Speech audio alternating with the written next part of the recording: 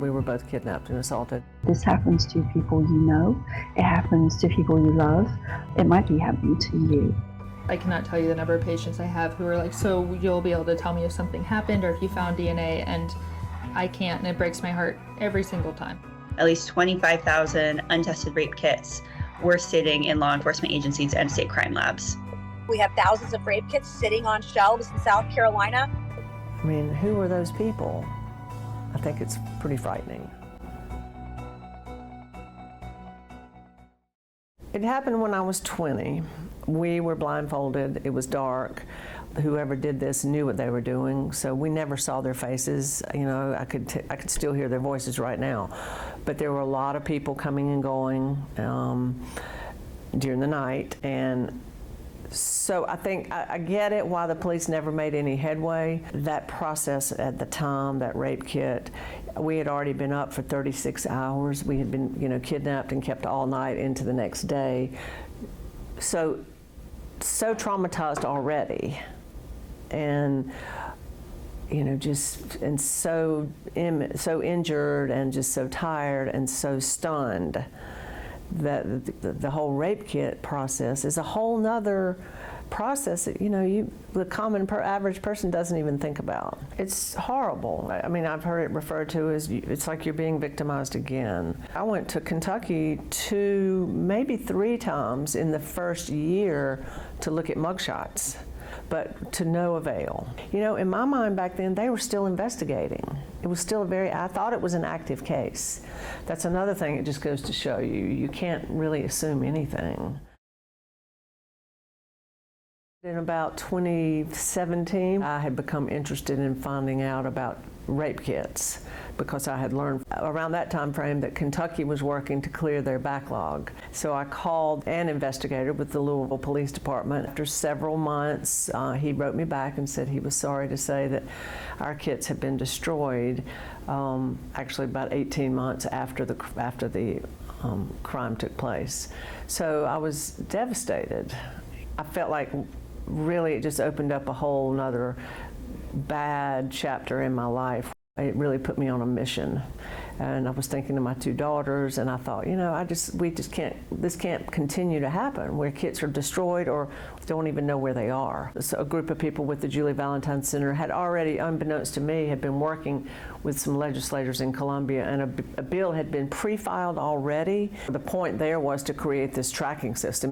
They asked me to come testify in Columbia before the legislature, both the judiciary and the House committees, and explain my story and why I felt like it was important that we have this system implemented.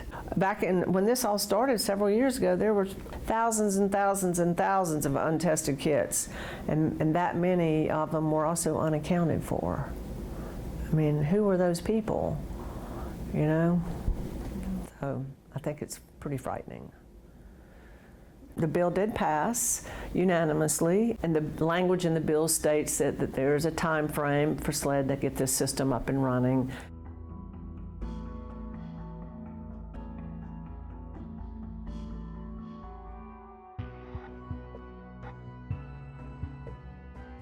And so here we are, and we've just gotten an update recently from SLED that they still hope the system will be implemented this calendar year.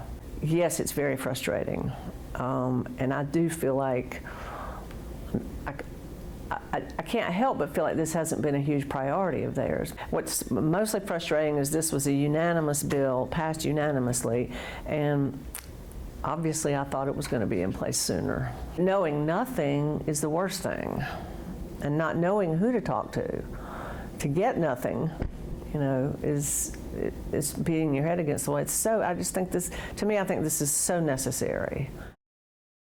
3 years ago, February 11th, Alex Liddy was found in her bathtub in her apartment. She was basically nude with the exception of a couple articles of clothing. She did appear to have been struck by an object, and there was, several patterns of injury on her, that indicate that, there was some kind of assault that took place. She didn't deserve to die that way. No one does. And it was brutal. It was horrific.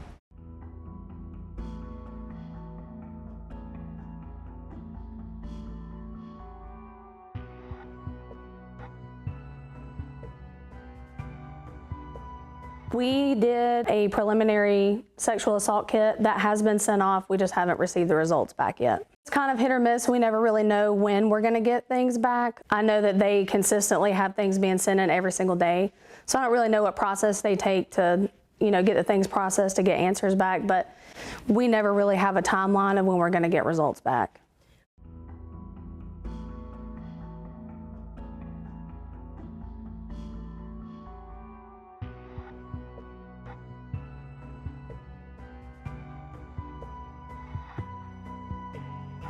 I want to be able to get justice for this family and be able to tell Alex's story because she deserves that. Before my time on earth is done, I just want justice for my daughter. It's really important that that people understand what a rape exam or a sexual assault kit is. After experiencing a very intimate assault, they are then going to the hospital to have an exam that in and of itself is a very intimate exam. It looks completely over their body. It takes evidence from internally. So it in itself is a traumatic experience. So if you go through that, you want to know that that evidence is being stored correctly, that people know where it is.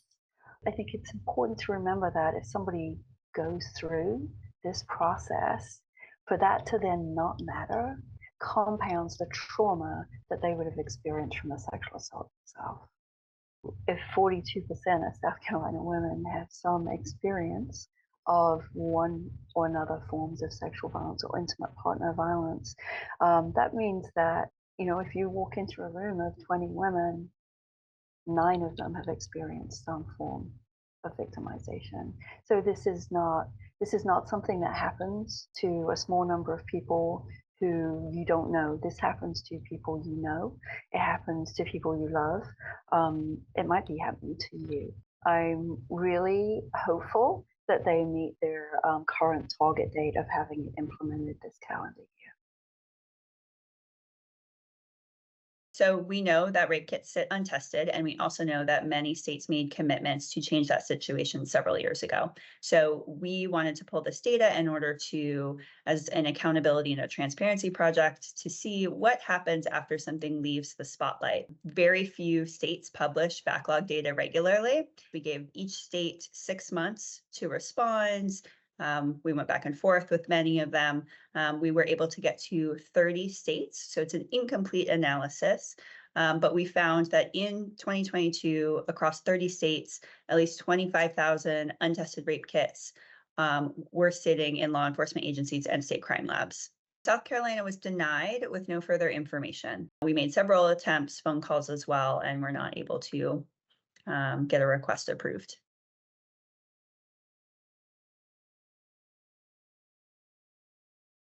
The rape kit bill that I worked all year on to move forward. That to me is something that's personally very important, something I've worked on for years. We have thousands of rape kits sitting on shelves in South Carolina.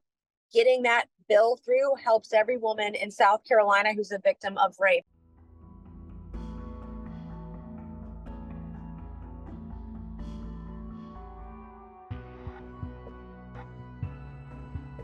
This is an area where people need access, and in many cases, residents are not being served by their government.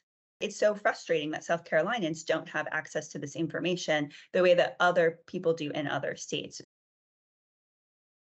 I moved to South Carolina in 2018 for the sexual assault examiner coordinator role at Prisma Health Upstate. We are actually a safe level 1 designation, meaning all 7 of our ERs in 4 counties provide top-notch evidence-based sexual assault care for both adults and pediatrics. Our doctors and our nurses know that each of this is a case-by-case basis, and some exams may take 2 hours and some exams may take 6 or even longer. We've also had cases that have needed to go to the operating room or require inpatient care.